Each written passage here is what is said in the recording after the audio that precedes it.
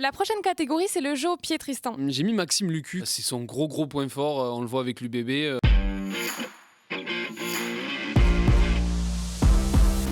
Donc cette semaine, on ne pouvait pas passer à côté du sujet Antoine Dupont. Étant donné qu'il faudra faire sans lui, on s'est dit, est-ce que ce serait pas intéressant de créer notre neuf idéal? On va commencer par la vitesse. La vitesse, qui est un atout assez important pour un neuf moderne. Pour le coup, j'ai mis un autre Baptiste, j'ai mis Baptiste Couillou, est un joueur très intéressant, balle en main. Au-delà de la vitesse, c'est un joueur extrêmement explosif qui est capable de casser des lignes de défense, de casser des plaquages. Le plaquage. Alors moi non, ça a été parmi les différentes catégories le choix le plus facile parce que c'était un des gros points forts, Frédéric Michalak, qui mettait des cartouches sur cartouches quand il jouait 9 et même quand il jouait 10, tu me diras. La prochaine catégorie, c'est le jeu au pied, Tristan. J'ai mis Maxime Lucu, c'est son gros point fort, on le voit avec l'UBB. Il est vraiment excellent pour dégager son camp. La qualité de passe. Moi, je mettrais Lissal. Là, vraiment, c'est du pur sentiment de quand j'étais petit que je le voyais jouer. J'ai souvenir que c'était un mec qui animait hyper bien, qui déplaçait le ballon, qui suivait les rucks, etc. Le leadership. J'ai voulu jouer la contre-programmation et proposer un demi de mêlée très connu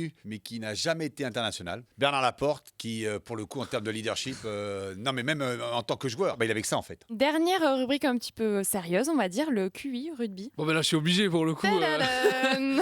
Non, pour le coup, je trouve que Baptiste Serin représente vraiment ça. Il a une capacité d'analyser les bons coups, de voir où est-ce qu'il faut jouer, quand il faut jouer. Une nouvelle fois, c'était mieux avant.